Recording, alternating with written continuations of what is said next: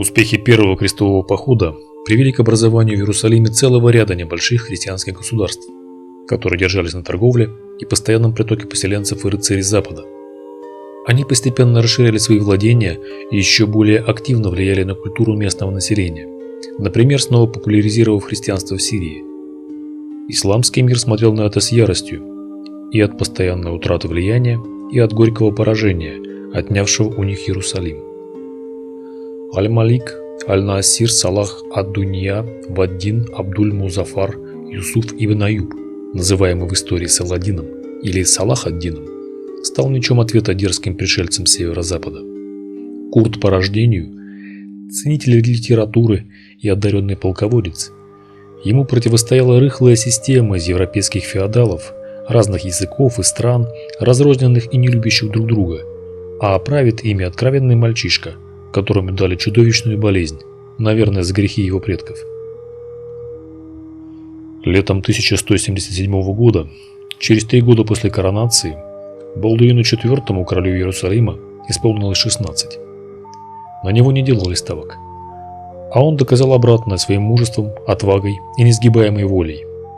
Его воспитатель, знаменитый Гийом Тирский, знакомый всем любителям истории тамплиеров, в своем труде «История деяний в заморских землях» отмечал его удивительные способности буквально во всем. Касалось ли это изучения наук или же искусства верховой езды, это был образец рыцаря и короля. Случилось так, что Амари, король франков, да проклянет их Всевышний, умер в начале этого года.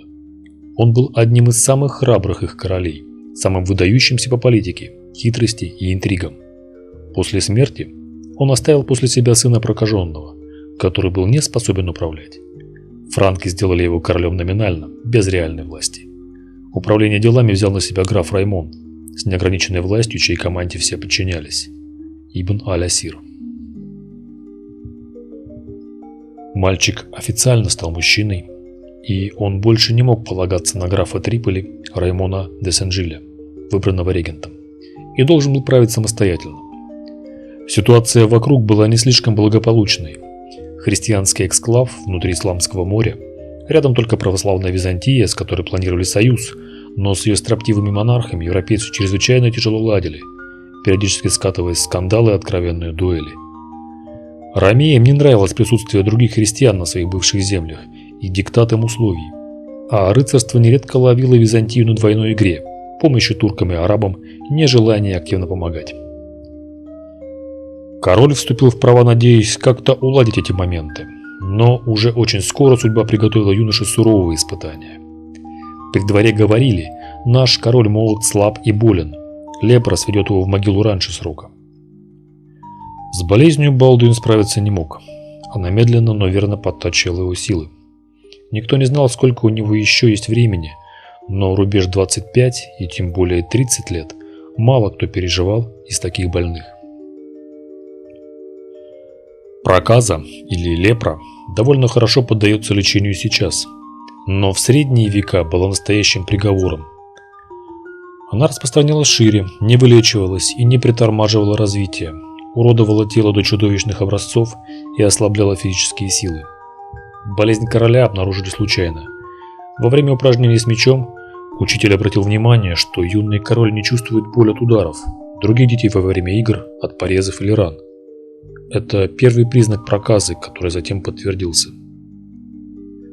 Монахи сочли это карой за слишком близкую степень родства его отца и матери. Исламский мир ликовал, считая, что это наказание неверно. 5 лет проходит обычно от первых симптомов до гибели больного, и детей он иметь не может. Иерусалимское королевство ждало, что правление будет коротким и тусклым. Саладина, который к тому моменту уже 6 лет провел Египтом и потихоньку прибирал к рукам сирийские земли, вдохновила последняя осечка крестоносцев. Он существенно окреп, приобрел сторонников даже среди тех, кто брезговал им, неродовитым выскочкой, наемником в 3-м поколении, избегавшим меча, зато разбиравшийся в геометрических теоремах и знавший наизусть исторические священные тексты. В 1177 году на Святой Земле высаживается Филипп Эльзасский, граф Фландрии, один из влиятельнейших феодалов Европы.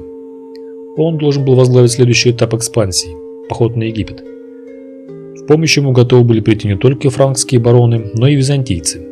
Император Мануил I Комнин обещал помощь и содействие. Впрочем, были ли у него реальные силы после того, как потерпели страшное поражение год назад от сельджуков в ущелье Мирио-Кефалона? Но поход Филиппа не состоялся.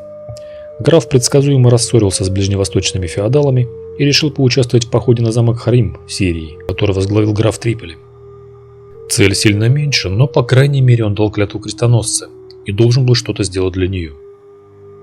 Саладин понял, что война откладывается, снял оборону и осознал, что располагает огромной армией, а враг разрознен, деморализован и командует им не знающие реалий иностранцы да больной юноша. И осенью этого года султан решил нанести удар, тем более что основные силы крестоносцев были на севере Сирии, а Иерусалим охранялся лишь относительно небольшим отрядом. Саладин узнал, что граф и все силы христианской армии, которых сам он не без опасения ожидал в Египте, отправились в Антиохию. Он решил, что теперь, когда королевство осталось без защиты, с легкостью можно сделать одно из двух: либо запереть города королевства осадой, либо, если еще оставались воины в королевстве, перебить их таким образом, одержав полную победу, рассказывает Гийом Тирский. Рейд Саладина был стремительным и неожиданным для крестоносцев. Вначале он обрушился на Газу, где оборону держали тамплиеры, но так как гарнизон был жалким, а времени мало, он просто прошел мимо, к удивлению европейцев. Затем сарацины осадили прибрежный Аскалон. Здесь находился лично король Балдуин. Его войско было чуть больше, но во много раз меньше, чем у мусульман. Дорога к Иерусалиму свободна, и, оставив отряд у Аскалона, с основными силами Саладин двинулся на север, к Рамле и Яффе. Крепость вместе с королем заблокировали. Все шло слишком легко и без потерь, южане ликовали. Самоуверенность Саладина передалась его воинам, и дисциплина пошатнулась. Солдаты в поисках наживы разбрелись по округе и грабили все, что могли найти. Были разорены и сожжены Лида и Рамла, их население попало в плен или бежало. В Лиде, родном городе центре культа Георгия Победоносца, египтянами был осквернен храм святого Георгия, одна из первых церквей, возведенных крестоносцами, в освобожденной из-под власти мусульман Палестине. И вместо броска Саладину пришлось силой собирать свою армию, вытаскивая воинов из погребов и чердаков. Войско шло очень медленно. Прокаженный король решил этим воспользоваться. Сущее безумие со стороны. Силы его были немногочисленны, всего около 400 рыцарей и несколько тысяч пехотинцев. Нет боевого опыта у правителя и нет подкрепления извне. Но сидеть в крепости, наблюдая, как грабить его край, король не мог. 26 всадников-арабов, не считая тех, кто сидел на вьючных животных и верблюдах. Из них 8 тысяч были превосходными воинами, которых они на своем языке называют таваши. Остальные же 18 тысяч были обыкновенными ратниками, которых сами они называют карагулямы. Из тех лучших всадников было 1000. Они были одеты в роскошные одежды желтого цвета поверх брони, такие же, как и у Саладина. И это его личная охрана, которая окружала его, рассказывает хронист. Балдуин отправил тайного гонца в Газу с призывом к тамплиерам присоединиться к нему и бросить крепость. И через несколько дней великий магистр Одо де Сент-Аман, а ныне командир маленького отряда, прибыл под город с 80 братьями-рыцарями. Примерно 500 рыцарей собралось снимать осаду Аскалона. Среди них были тяжелые всадники барона Эбелина, почти 100 тамплиеров, еще 100 рыцарей ордена ионитов, а самое интересное, что была еще личная гвардия короля. 50 рыцарей, называемых ожидающие благословения смерти, также больные проказой, как и сам король. Враг не ожидал атаки с тыла, и блокада города была прорвана. Героем битвы стал небезызвестный по фильму «Царство небесное» Рене де Шантильон, этот знаменитый волк Керака и личный враг Саладина, который провел в сарацинском плену десяток лет, сидя в яме, и откровенно ненавидевший мусульман. По инерции успеха войско Балдуина разбило и осаждающих Аскалон, устремившись прямо на армию Саладина, которая замерла между городками окрестностей Иерусалима и никак не могла собрать всех участников. Встреча произошла 24 ноября у холма Монжезар, недалеко от Рамлы. Мусульманам не повезло и с моментом. Между холмами конница плохо разворачивалась и не была эффективной так, как на плоскости. Абу Шама пишет, что Саладин как раз перестраивал войско на оборону, а некоторая его часть все еще рыскала по округам, собирая товарищей. Они были совершенно не готовы к атаке. Крестоносцы, осененные животворящим крестом, который нес Альберт, епископ Вифлеема, сразу же ринулись в бой. Удивительный для королей вообще и для таких глубоко ослабленных людей, но 16-летний король сражался конным, в первых рядах, где принимают самые страшные удары и бьются самые сильные и умелые воины. Упорного сражения не получилось. Мамлюки просто не выдержали удара и, бросив все, бежали с поля боя. Яростно сопротивлялись лишь телохранители Саладина в желтых одеяниях. Они погибли почти все, но благодаря героизму султану удалось бежать. Он не стал ждать итогов битвы и подхода резерва, как он полагал, из Газы и Аскалона, и бросился бежать сразу в Египет. Король сражался в первых рядах. Своей победой франки во многом были обязаны храбрости братьев Ибелинов, Балдуина и Балиана, а также приемных сыновей Раймонда, Уго и Гийома Галилейских. Самого святого Георгия видели сражавшимся в этот день на стороне короля, приводя детали историк Стивен Рансмен. И именно этот факт считают отмщением с небес за осквернение церкви святого Георгия. До темноты продолжалось преследование. Многих сарацин загнали в болото с романтическим названием «Гнездовье жаворонков». Тяжело вооруженные воины старались избавиться от доспехов, чтобы передвигаться по трясине, скидывали их, прятали безумно дорогие вещи, и они достались в качестве трофеев крестоносцам. Тщательно обыскивали тростник и сами заходили в болото и баграми исследовали его, быстро находя то, что там спрятали враги. Как я слышал от некоторых достойных людей, которые были тому свидетелями, за один день наши достали более сотни доспехов, шлемы, железные ножные доспехи и другие менее важные вещи, но не менее ценные и полезные.